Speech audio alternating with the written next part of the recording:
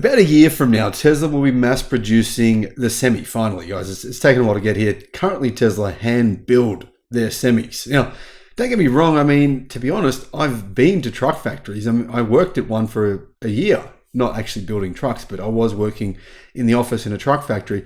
And yeah, this hand building trucks is extremely common. In fact, it's done in many countries around the world. But Tesla's like, you know what? That's inefficient. We want to mass produce Semis. We want to essentially take over the trucking market in North America. It's enormous. It's a multi-billion dollar market. This is what Tesla's truck factory apparently is going to look like in about a year from now. Hello, my friends. Welcome to the channel. I'm Sam Evans. You're watching the Electric Viking. It's great to see you. And speaking of great to see you, would love to see you at the EV show, the Melbourne EV show, Melbourne Electric SUV show, I think it's called. It's in Melbourne. And I'll be speaking there on the 10th of August. I'll put a link in the description so you can get cheap tickets. In fact, they're really cheap. So check that out. If you're coming from America, I mean, that'd be awesome. If you are, let me know. And so what's going on? At most, in 17 months, Tesla will be mass producing the Semi, electric Semi, which is huge.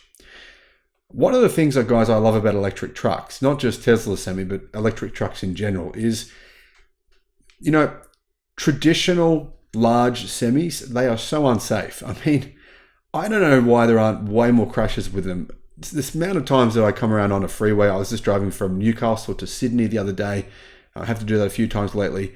It's so crazy. You come around a corner on that freeway, you're doing 110, and there's a truck doing 40. It's a truck doing 40, not only in one lane, we're talking two lanes. There'll be trucks doing one lane, a truck doing 40, the other lane, a truck doing 45, even slower than that sometimes. I can't believe that stuff's legal. It's crazy, but it is. And yeah, electric trucks basically solve that problem because they have so much more power and torque. They can get up hills much quicker. Tesla has unveiled a render of its Semi factory where it's going to be building electric Semi trucks. It's at the Gigafactory in Nevada. The Tesla Semi program has obviously had some pretty decent sized delays. Probably one of them's due to 4680 battery cell production. The Tesla Semi was, of course, first shown in 2017. It was meant to be on sale, mass produced in 2020. It ended production in 2022, but I mean, Tesla just can't build that many of them because of the fact that they are, you know, individually hand building them all. And like I said, that is normal, but it's not efficient, and it means they can't produce all that many. So in October of 2023, we found out Tesla they'd only made 70 Tesla Semis. And this is not because they don't have orders. I mean, Pepsi have placed orders. Tesla have orders from numerous companies, Walmart and other companies. It's really not about not getting enough orders. It's simply the fact Tesla can't take the orders until, a year from now. In January 2023, Tesla announced an expansion on the Gigafactory Nevada to build the Tesla Semi in volume. This was meant to be the biggest car factory or vehicle factory in the world. Now, whether it will end up being that big, I don't know. But based on Tesla's plan, and it's a multi-stage plan, it will end up being the largest but motoring facility in the world. More than a year later, though, we don't know exactly what Tesla's up to with this, but we do know that Tesla are planning on mass producing these trucks in late 2025. So probably just under a year and a half from now. Tesla have begun construction work on the site back in April of this year. Dan Priestley, who is the head of the Tesla Semi program, shared a picture of Tesla's current progress. So yeah, you can see here, guys, quite a change in only a few months' time. The construction shows that Tesla has started work on their foundations, and then there's an image of what it's actually going to look like after the building has actually been manufactured. Now, what we need to know, guys, here is the price of these trucks, around $200,000 US. We don't know exact prices though. What's the range? Well, we've seen testing of these trucks range in the real world is around about 400 miles. Some people have said that, some of the drivers have said they've been able to get up to 500 miles. In fact, at a trucking festival, the Semi was tested, the long-range version, and it did actually do 500 miles, which is pretty damn impressive. Now, Tesla, how many trucks will they be producing every year? Well, in 2026, Tesla hopes to produce 50,000 Tesla Semis. 50,000 per year. That's a huge number. I don't know if that's realistic, if Tesla can do that many in 2026.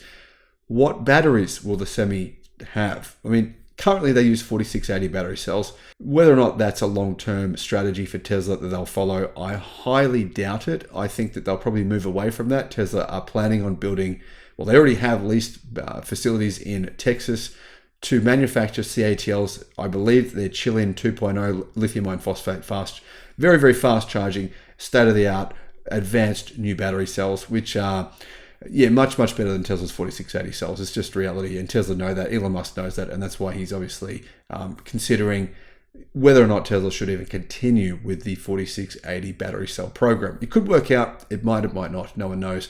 I believe the most likely battery, though, for the long-term mass production of the Semi would be the CATL Chilean 2.0 lithium iron phosphate batteries. High, very, very high energy density, extremely fast charging, much cheaper to manufacture than 4680 cells. So Tesla will license that battery technology, and Ford are doing the same. It actually is just a no-brainer. Why would you not do it, basically? Now, we know the government doesn't want this to happen, but honestly, it's kind of stupid. Sure, truthfully, the reality is CATL do own the licensing to this technology, but they'll probably get paid, 5% per battery? It's really a scenario that would work, and it works for these trucks. You'll be able to get long-range trucks, fast charging, we have to charge it, probably 1 gigawatt fast charging would be simple. Speaking of charging, we need to see a rollout of these fast chargers across North America.